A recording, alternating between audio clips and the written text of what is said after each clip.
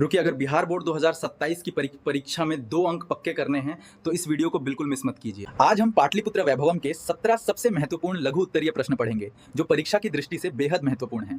पहला प्रश्न हमारा है कि पटना का नाम पाटलिपुत्र कैसे पड़ा। पटना का नाम पाटलिपुत्र कैसे पड़ा, तो देखिए इसका आंसर होगा बुद्ध काल में गंगा के किनारे पाटली ग्राम स्थित था। एक बार भगवान बुद्ध उस गांव में आए थे और उन्होंने भविष्यवाणी की थी कि यह गांव भविष्य में एक महानगर बनेगा, परंतु इसे आपसी कलह, आग लगी तथा बाढ़ का सदैव भय बना रहेगा। कालांतर में यही गांव पाटलिपुत्र कहलाया। ठीक है, चलिए बच्चों फिर आगे बढ़ते हैं हम लोग दूसरा क्वेश्चन की ओर।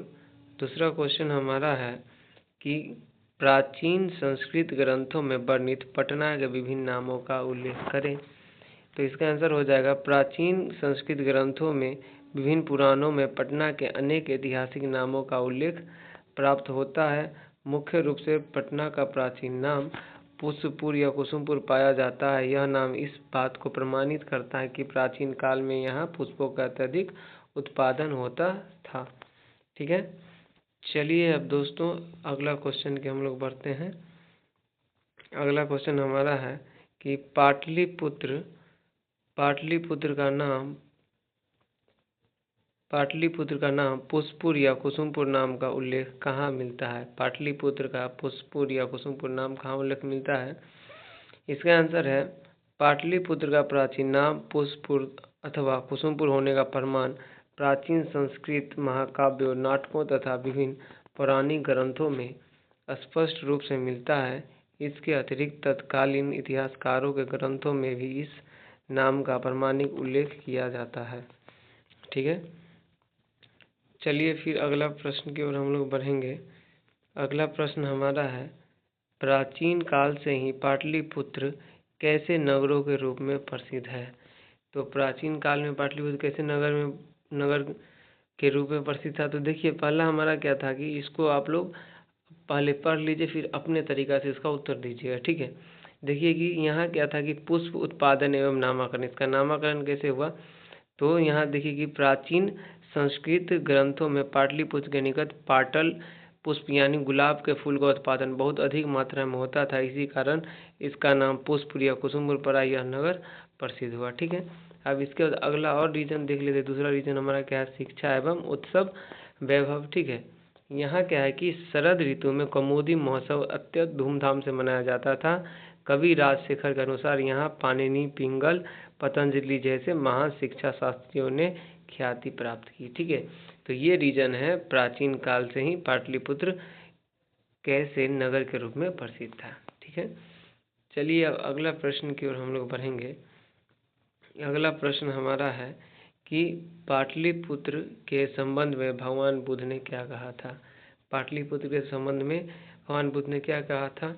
देखिए साथियों, फ्री में आप लोग के लिए संस्कृत का पूरा तैयारी कराने जा रहे हैं। ठीक है, 2027 में 95+ नंबर लाना है, तो इस चैनल को अवश्य ही आप ज्वाइन कीजिए। ठीक है, और चैनल को सब्सक्राइब कीजिए और शेयर कीजिए अपने सभी साथियों को साथ जो अभी क्या है कि 2027 में एग्ज़ाम देंगे 10th का। ठीक है, तो चलिए इसका आंसर हम लोग देखेंगे कि भगवान बुद्ध ने पाटलिपुत्र के संदर्भ में भविष्यवाणी करते हुए बताया था कि यह गांव भविष्य में एक विशाल महानगर बनेगा, परंतु इसके साथ ही उन्होंने एक चेतावनी भी दी थी कि यह नगर सदैव आपसी कलह, झगड़े, आगलगी, भयानक आग और बाढ़ की प्राकृतिक आपदाओं के भय से पीड़ित रहेगा।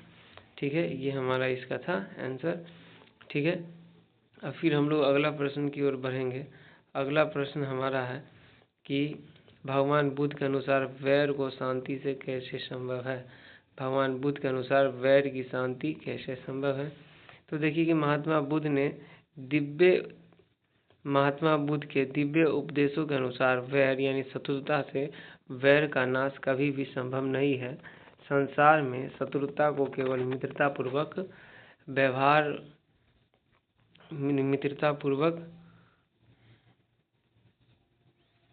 व्यवहार, निस्वार्थ प्रेम तथा करुणा व दया के माध्यम से ही शांत किया जा सकता है।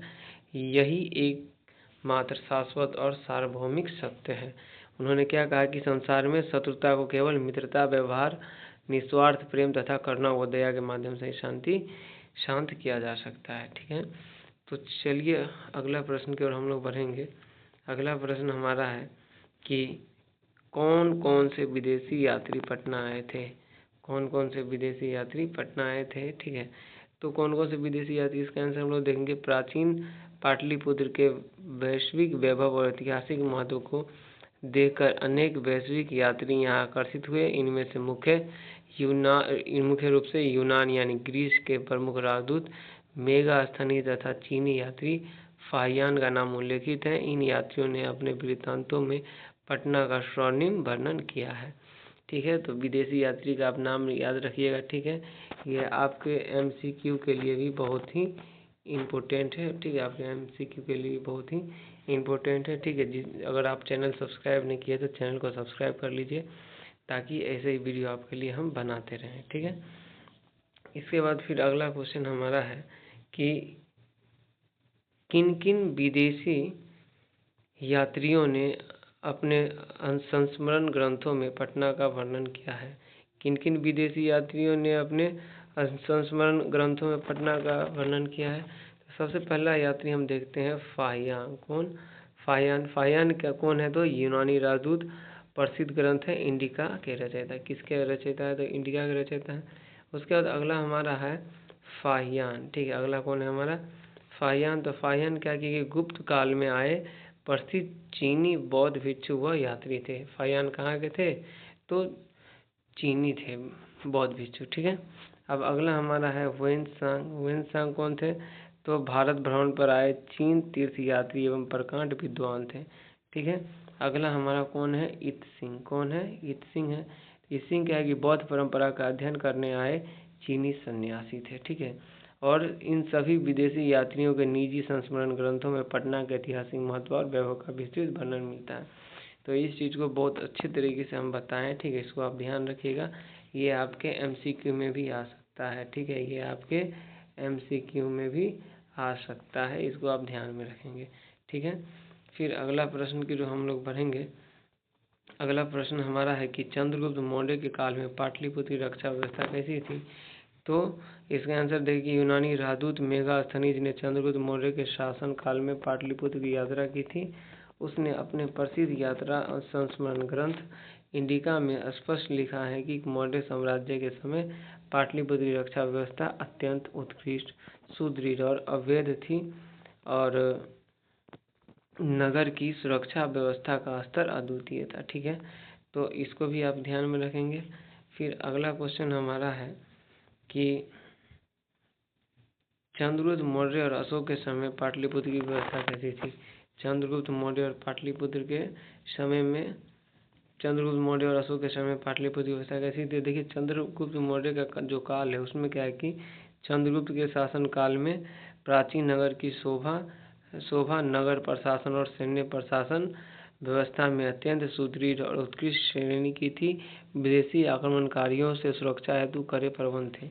उसके बाद हम लोग अगला देखते हैं सम्राट अशोक के बारे में, ठीक है। तो सम्राट अशोक का काल में क्या है कि प्रियदर्शी सम्राट अशोक के काल में पाटलिपुत्र की व्यवस्था में भी अधिक निखार आया। इस काल में यह नगर और अधिक समृद्ध, कल्याणकारी और ऐश्वर्यशाली यानी वैभवशाली बन गया, ठीक है। तो दोनों के हम लोग शासन काल में पाटलिपुत्र व्यवस्था को देख लिए, ठीक है। फिर अगला प्रश्न हमारा है कि राजशेखर ने पटना का उल्लेख किस रूप में किया। राजशेखर ने पटना का उल्लेख किस रूप में किया। तो प्रसिद्ध काव्य मीमांसाकार राजशेखर ने अपने ग्रंथ में पाटलिपुत्र का स्मरण ज्ञान की प्राचीन पीठिका के रूप में किया है।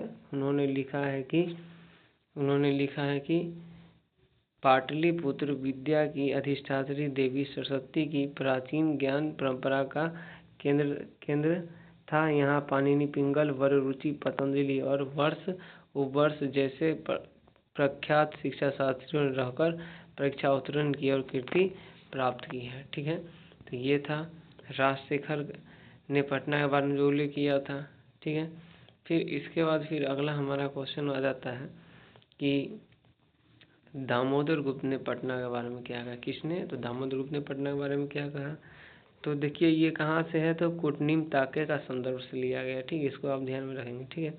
तो चलिए देखते हैं कि कवि दामोदर गुप्त ने अपने प्रसिद्ध महाकाव्य कूटनीम ताखे में लिखा है कि पृथ्वी के तिलक रूप पाटलिपुत्र ज्ञान एवं शिक्षा के क्षेत्र में अद्वितीय तथा अनुपम था। यह महान वैज्ञानिक आर्यभट्ट, कूटनीतिज्ञ चाणक्य और महान सम्राट अशोक जैसी श्रेष्ठ विभूतियों की कर्म भूमि रही है और यह पवित्र गंगा के पावन तट पर स्थित है। तो दामोदर गुप्त ने अपने ग्रंथ कूटनीमतम में लिखा है। ठीक है, किसके बारे में लिखा है? तो पटना के बारे में लिखा है। ठीक है, चलिए अगला प्रश्न की ओर हम लोग बढ़ेंगे। अगला प्रश्न हमारा है, पाटलिपुत्र को शिक्षा का केंद्र क्यों कहा गया है? पाटलिपुत्र को शिक्षा का केंद्र क्यों कहा गया है? क्योंकि सरस्वती के वंशज कवि दामोदर गुप्त के अनुसार पाटलिपुत्र में सरस्वती के श्रेष्ठ उपासक व विद्वान वंशज निवास करते थे। ठीक है, अगला रीजन क्या है? महान विद्वानों की परीक्षा स्थली राजशेखर ने लिखा है कि यहाँ पाणिनि, पिंगल, वररुचि आदि महान मनीषियों की बौद्धिक परीक्षा ली जाती थी। तो इसलिए हमारा जो पाटलिपुत्र की शिक्षा का केंद्र इसलिए माना जाता था। ठीक है, इसके बाद हम अगला प्रश्न की ओर हम चलेंगे। ठीक है, अगला प्रश्न हमारा है कि सिख संप्रदाय के लोग के लिए पटना क्यों महत्वपूर्ण है?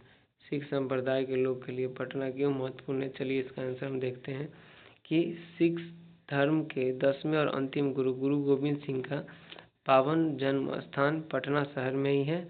उनके इस पवित्र जन्म स्थान पर आज एक भव्य और दर्शनीय गुरुद्वारा यानी तख्त श्री हरमंदिर साहब सुशोभित है, जहां देश विदेश से प्रतिवर्ष लाखों श्रद्धालु मत्था टेकने आते हैं। ठीक है, तो ये हो गया इसका रीजन। ठीक है, फिर अगला क्वेश्चन हमारा है कि पटना के दार्शनिक स्थलों का उल्लेख करें। पटना के दार्शनिक स्थलों का उल्लेख करें जिसमें से हमारे ऐतिहासिक स्थल में हो जाएगा, जैसे हमारा संग्रहालय हो गया यानी म्यूजियम हो गया, मौर्य काल का अवशेष कुम्हरार में है, उसके बाद गोलघर हो जाएगा। ठीक है, अगला हमारा है धार्मिक एवं आधुनिक। ठीक है, तो आधुनिक में क्या हो जाएगा? धार्मिक में महावीर मंदिर हो गया, तख्त श्री पटना साहिब गुरुद्वारा, तारामंडल हो गया, जैविक उद्यान हो गया। ठीक है, प्रशासनिक स्थल में हमारा क्या हो जाएगा? गांधी सेतु हो गया, पटना उच्च न्यायालय यानी हाई कोर्ट हो गया, बिहार सचिवालय यानी सेक्रेटरीट हो गया। ठीक है, तो ये सब हमारा क्या है? पटना का दार्शनिक स्थल है। ठीक है, इसके बाद फिर अगला हमारा क्या है प्रश्न कि पाटलिपुत्र की विशेषता का वर्णन करना है। किसके विशेषता का वर्णन करना है? तो पाटलिपुत्र के विशेषता का वर्णन करना है हमको। ठीक है, तो चलिए पाटलिपुत्र की विशेषता में हम लोग देखेंगे कि बिहार की राजधानी पाटलिपुत्र एक अत्यंत प्राचीन और ऐतिहासिक नगर है। इसका गौरवशाली इतिहास लगभग 2500 वर्ष का है और यह नगर आदिकाल से ही राजनीतिक, व्यापारिक, औद्योगिक और धार्मिक दृष्टिकोण से वैश्विक स्तर पर प्रसिद्ध रहा है। चीनी यात्री हुएन सांग तथा फाहियान ने भी इसकी संस्कृति वैभव की मुक्त कंठ से प्रशंसा की है। ठीक है, तो ये हमारा हो गया पाटलिपुत्र की विशेषता का वर्णन। इसका विशेषता क्या है? बहुत विशेषता हम लोग कर सकते हैं। ठीक है, इसका विशेषता का कोई जोड़ नहीं है पाटलिपुत्र के विशेषता का। ठीक है, तो हम लोग क्या करेंगे कि पाटलिपुत्र का जो विशेषता है, ठीक है, उसको हम लोग देखेंगे। ठीक है, तो विशेषता इसका बहुत हो सकता है, बहुत ज़्यादा विशेषता हो सकता है। ठीक है, लेकिन हमको क्या है थोड़ा लिखना है। ठीक है, फिर आगे हम लोग बढ़ेंगे कि पाटलिपुत्र पाठ का हमको क्या करना है? पाटलिपुत्र वैभव पाठ का वर्णन 4 से 5 वाक्य में करना है। कितने वाक्य में करना है? 4 से 5 वाक्य में करना है। ठीक है, तो चलिए इसका हम लोग वर्णन करेंगे कि प्रस्तुत पाठ में बिहार की प्राचीन राजधानी पाटलिपुत्र पटना के ऐतिहासिक तथा सांस्कृतिक वैभव का सरल निरूपण है। इस महान नगर का इतिहास लगभग 2500 वर्ष का है और प्राचीन मौर्य और सम्राट अशोक के संरक्षण में यह नगर राजनीतिक और सामाजिक रूप से सुदृढ़ था। यह मौर्यकालीन अवशेष, गोलघर और सिखों का पवित्र गुरुद्वारा अवस्थित है और वर्तमान काल में यह बिहार का अत्यंत प्रगतिशील महानगर है और ये अभी बिहार का ये क्या है? वर्तमान में भी ये बिहार का राजधानी है। ठीक है, तो ये था हमारा इसका आंसर। चलिए फिर हम लोग अगला प्रश्न की ओर बढ़ेंगे। ठीक है, अगला प्रश्न हमारा क्या हो जाएगा? चलिए 17 क्वेश्चन था हमारा, ठीक है। चलिए अभी यहाँ क्या है, बहुत बहुत ही धन्यवाद आप सबका, ठीक है। आशा है कि इस श्रृंखला के माध्यम से आपके 2 नंबर के लघु उत्तरीय प्रश्न पूर्णतः स्पष्ट हो गए होंगे, ठीक है। तो आप क्या है कि जाने से पहले एक बार सुन लीजिए, ठीक है। चैनल को सब्सक्राइब करके जाइए, ठीक है। लाइक शेयर और सब्सक्राइब कीजिए। जो भी आपका दोस्त इस साल क्या है कि 10th का एग्ज़ाम दे रहा है, ठीक है, उसको आप इस वीडियो को शेयर कीजिए, उसको बताइए कि यहाँ पे क्या है कि फ्री में संस्कृत का तैयारी किए कराया जा रहा है, ठीक है। अगर आपको 90 प्लस अगर चाहिए, अंक चाहिए 90 प्लस 95 प्लस नंबर चाहिए, ठीक है, तो आप इस चैनल को ज्वाइन किए रहेंगे, ठीक है। और संस्कृत के अलावा भी अन्य विषय का MCQ आएगा, ठीक है। देखिए इसमें हम क्या क्या पढ़ाने वाले हैं, MCQ पढ़ाने वाले हैं, ठीक है। MCQ पढ़ाने के बाद इसमें हम आपको पढ़ाएंगे क्या, तो दो 2 मार्क्स वाले क्वेश्चन, ठीक है। उसके बाद 5 मार्क्स वाले क्वेश्चन पढ़ाएंगे, ठीक है। उसके बाद आपका व्याकरण, ठीक है, यानी ग्रामर, व्याकरण कंप्लीट करेंगे, संस्कृत व्याकरण कंप्लीट करेंगे। तो कुल मिला के इसमें हम सब कुछ कवर करने वाले हैं। कुल मिला के हमको क्या पढ़ना है, फिर पथलेखन वगैरह भी पढ़ना है, ठीक है। तो कुल हमको जो पढ़ना है 100 मार्क्स का तैयारी करना है। कितने मार्क्स का तैयारी करना है, 100 मार्क्स का हमको संस्कृत का तैयारी करना है। इसके लिए आप सबका सपोर्ट चाहिए। चैनल को लाइक कीजिए, वीडियो को लाइक कीजिए, चैनल को सब्सक्राइब कीजिए और जो ये वीडियो है उसको शेयर कीजिए, ठीक है। तब तक के लिए बहुत बहुत धन्यवाद आपका।